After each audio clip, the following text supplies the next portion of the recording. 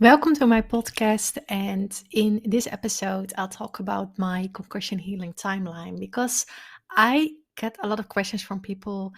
How long does it take to recover? How long is the healing timeline? And that's why I wrote a blog about this topic and I will read it out loud in this episode. So here we go. My post concussion syndrome years later, my concussion healing timeline.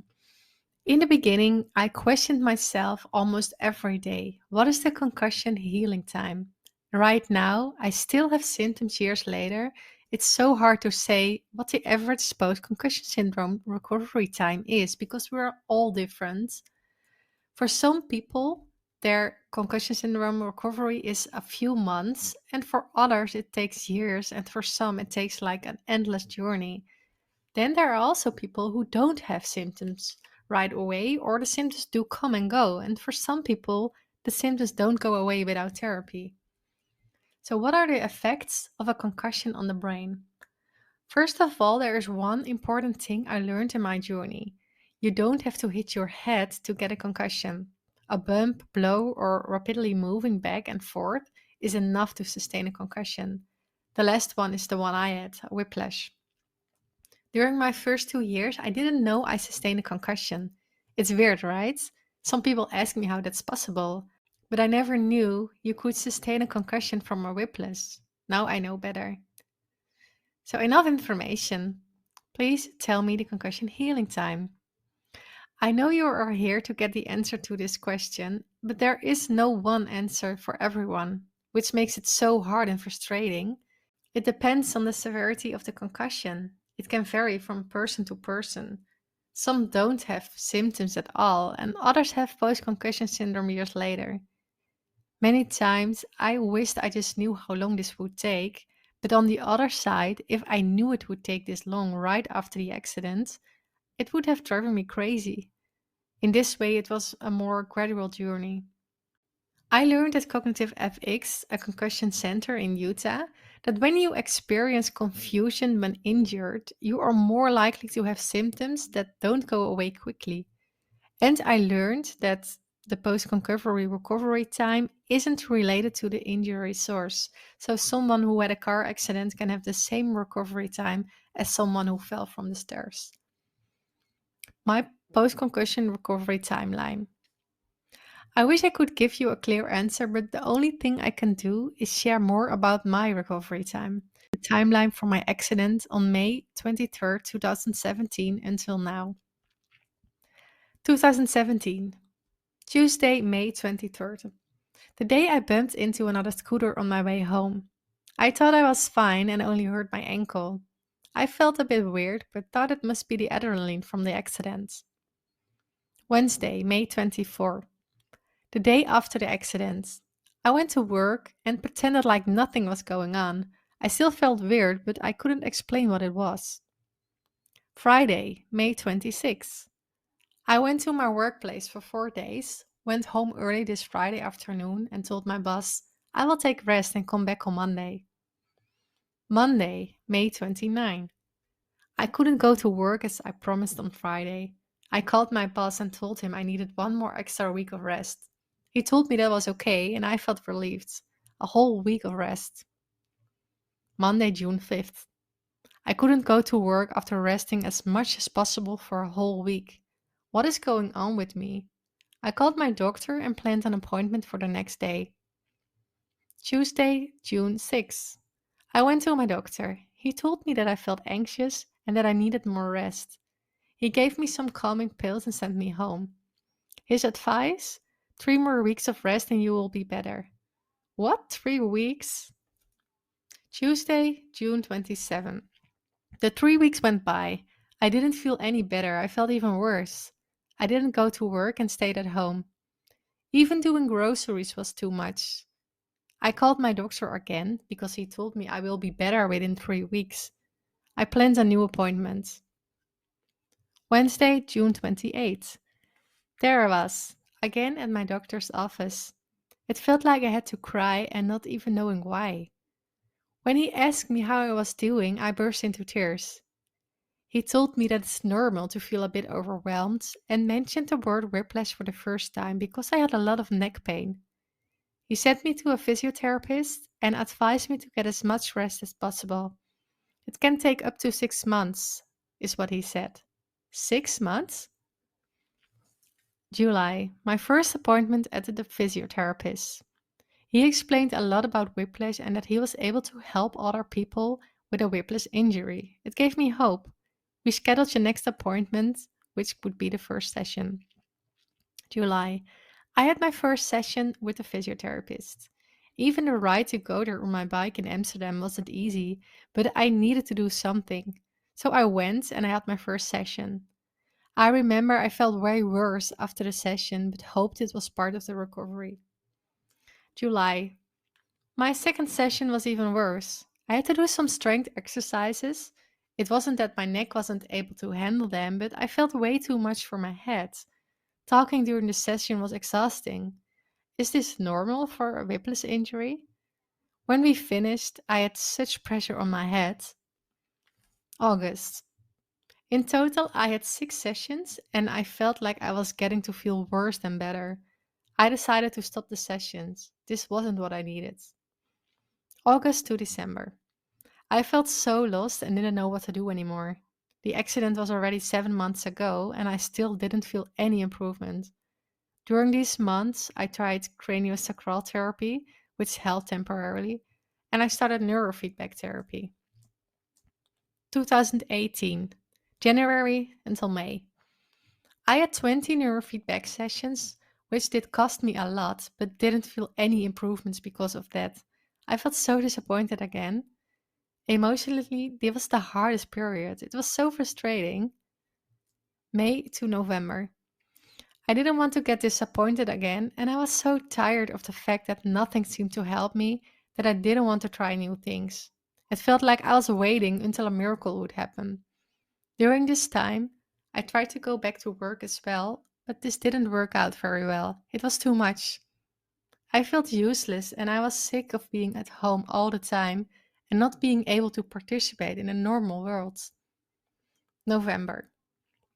This month, I had my last official workday at the office. We both, my employer and I, decided this wasn't going to work and did cost me a lot of stress. We agreed both on this, and because it was an agreement from both sides, I was able to get a bit of financial support from the government, which saved me during that time. December. I was so done and tired of trying to keep up my social life and work that I wished I was at a place where I didn't know anyone, just me and nature. I needed a break from everything and decided to go traveling. December. I don't know how I did, but I flew from Amsterdam to Asia. I stayed for 4 months in Asia and almost didn't meet anyone. I needed me time and rest from everything. This allowed me to think of what I needed to do with my life. I felt a lot of financial stress because I knew I would run out of money soon and wasn't sure if the government would still support me. 2019, January. I was still in Asia, and during my stay, I also Googled new therapies. I still felt this wasn't forever and there needed to be something that would be able to heal me, right? Traveling gave me back my hope, made me able to learn more about my body and step away from all the anxious thoughts. I ended up scheduling a call with the concussion clinic Cognitive FX in Utah. February. I had to wait 1 month to be able to have the Skype call with Cognitive FX. I still remember it like yesterday. I was sitting outside, overlooking the rice fields, and felt very emotional. I spoke with them and told them about everything. They immediately said, "You have a concussion." This was the first time someone ever mentioned to me the word concussion. I still can't believe it that it was never mentioned to me, no doctor. I immediately decided to do this treatment and booked an appointment with them in May 2019. I also booked my ticket from Bali back home in April. April. I flew back from Bali to the Netherlands and stayed for 6 weeks at my parents' place. I didn't feel ready to go back to Amsterdam, and I even couldn't go back because I rented my apartment. I waited until I was ready to go to Cognitive FX. May. I went to cognitive FX. I was so nervous, but I never regret this choice. It was the best choice of my life, and during this week I improved a lot. In case you want to read more about this treatment, click on the link in the description of this podcast. June. Cognitive FX advised me to go to the neurooptometrist, so I started this an optometrist in the Netherlands 1 month after I went to Cognitive FX. I had light therapy, eye exercises, and put on a yoked prism glasses. In total, I went there for almost a year and it did help me a lot. December. I had my first call with the Mind Eye Institute because I realized I reached my limit of improvement at my neurooptometrist in the Netherlands. After the call, I thought that I should wait a bit because I wanted to focus on the emotional part that comes with a concussion as well. 2020, April. I decided that I wanted to go for the treatment at the Mind Eye Institute. And exactly at this moment, Corona happened and all borders to the United States did close for Europe. I had to wait. September. The last year I felt more improvements. Continued for a long time with all exercises Cognitive FX gave me and finished my sessions at the neurooptometrist. I felt it was time to work on the emotional part that comes with a concussion, so I called my doctor to give me a referral to a psychologist. October. I went to my psychologist and realized the emotional part was something I didn't pay attention to during my journey. I was always focused on the physical part of getting better, and when I look back, this journey wasn't easy at all. Not knowing what to do, how to get better, not being able to participate to social activities, not being able to work, it's a lot. 2021, April. I launched my community platform and learned so many new things. I had to learn my boundaries because I'm still dealing with symptoms years later.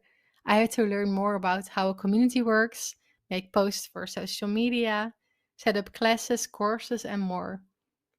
June. I felt so overwhelmed by starting to work again that my symptoms became worse. I took immediate action and made a change to my planning. I wasn't able to work that much already.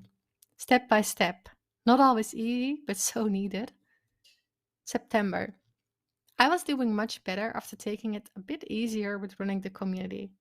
I was getting so much energy from helping people, and I knew that was something I wanted to do for a long time. Only taking care of my limits was really needed, but I learned a lot and became better at it. November.